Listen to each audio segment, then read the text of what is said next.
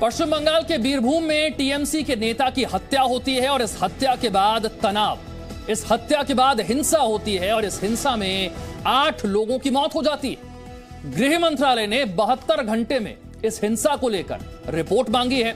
इस हिंसा के मामले में आप हैरान हो जाएंगे, अब तक 22 लोग गिरफ्तार हो चुके हैं। टीएमसी नेता की हत्या के मामले में एक आरोपी गिरफ्तार हुआ है। इसके अलावा 22 लोगों की गिरफ्तारी हो चुकी है। 72 घंटे में गृह मंत्रालय ने कहा है राज्य सरकार से कि वो रिपोर्ट सौंपे कि यहां पर हिंसा कैसे हुई, इस हिंसा में कितने लोग मारे गए। पश्चिम बंगाल के बीरभूम में टीएमसी के एक नेता की हत्या होती है। इस हत्या के बाद इस पूरे इलाके में तनाव होता है और इसके बाद एक बार फिर हिंसा शुरू होती है। 8 लोगों की इस हिंसा में मौत हो जाती है। मामला इतना बढ़ गया कि गृह मंत्रालय को, होम मिनिस्ट्री को राज्य सरकार से रिपोर्ट मांगनी पड़ी है।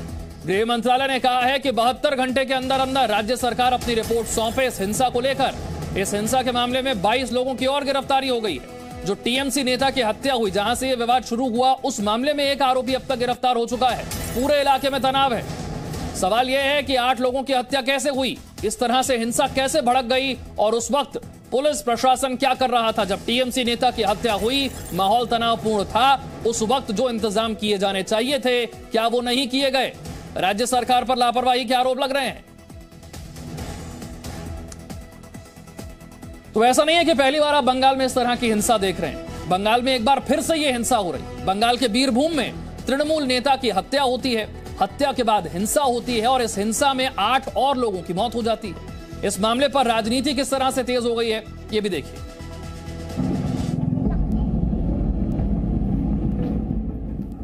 फिर सुलग उठा बंगाल। बीरभूम में दर्जनों घरों में आगजनी, जिंदा जला दिए गए 8 लोग। बेगुनाहों की मौत का जिम्मेदार कौन? बंगाल एक बार फिर सुलग रहा है। बीरभूम में तृणमूल नेता बहादुर शेख की हत्या के बाद हिंसा की चिंगारी ऐसी भड़की जिसने 8 लोगों की जान ले ली। उपद्रवियों ने दर्जनों घरों को आग के हवाले कर दिया। घटना के बाद बीरभूम में भारी तनाव बना हुआ है। वहीं गृह मंत्रालय ने इस पूरे मामले में राज्य सरकार से रिपोर्ट मांगी है। बीजेपी अब इस मामले में हमलावर है। बहुत ही दुख का बात है जो घटना बंगाल में घटी है और हम लोग जानते हैं कि पूरा 10 से 12 घर एकदम जला दिया गया है। तो लोकल जो लोग हैं वो लोग बोल रहे हैं कि कम से कम 15 से 20 लोगों का मौत वहाँ पे हुआ है अंदर में, लेकिन अंदर में अभी हम लोग को कुछ पता नहीं है। हम लोग चाहते हैं कि सीबीआई हो और न्यूट्रल उसका इंक्वायरी होना चाहिए और एनआईए भी होना चाहिए, क्योंकि हम लोग जानते हैं कि बंगाल पूरा बारूद का स्तूप के ऊपर है। बीजेपी ने मामले की जांच के लिए 5 सदस्यीय कमेटी का गठन कर दिया है।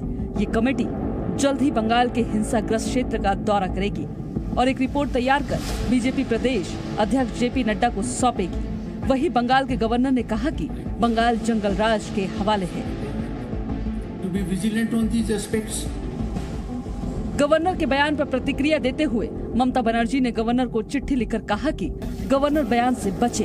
वहीं इस मामले में कांग्रेस ने ममता बनर्जी पर हमला किया।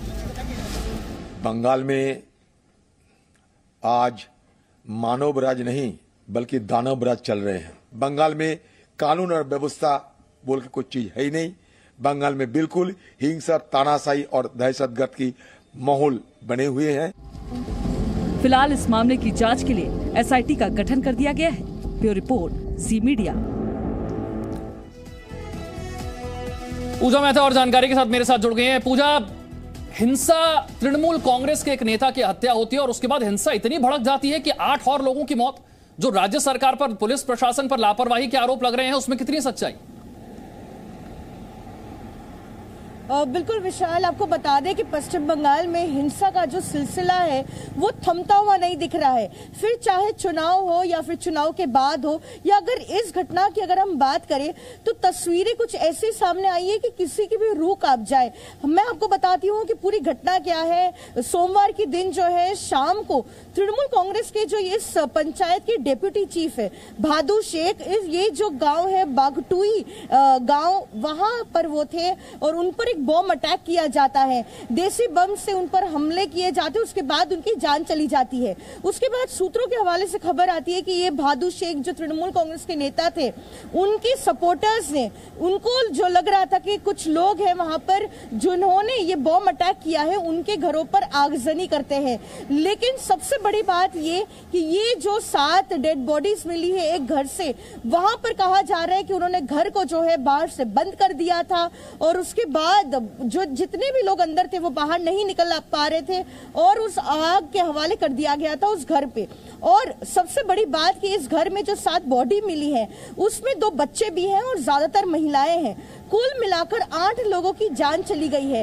रात तक जो है बार बार ये आरोप लगते रहे पुलिस पर कि वहां पर कोई भी पुलिस ऑफिसर स्पॉट पर नहीं पहुंचा और जब ही एक के बाद एक घरों पर आग लगाई जा रही थी, दमकल के जितने भी वर्कर्स हैं वो भी वहां पर नहीं पहुंचे थे, फायर ऑफिसर्स जो है वो वहां पर नहीं पहुंचे थे, जितने भी सीनियर ऑफिसर्स हैं या फिर जो दमकल के अधिकारी हैं वो दूसरे दिन यानी कि मंगलवार के दिन वहां पर पहुंचते, लेकिन तब तक जो है काफी देर हो जाती है। पूरा गांव जो है अभी वहां पर कोई भी नहीं है, जितने भी लोग हैं वो बिल्कुल, और इसीलिए जांच के लिए एसआईटी का गठन कर दिया गया है और 3 दिन के भीतर गृह मंत्रालय ने कहा है राज्य सरकार से कि वो अपनी रिपोर्ट सौंपें। बहुत बहुत शुक्रिया पूजा इस जानकारी के लिए और इसी के साथ वक्त एक छोटे से ब्रेक का है, फौरन हाजिर हूं। Presenting B News app available on Google Play and App Store. Download it now.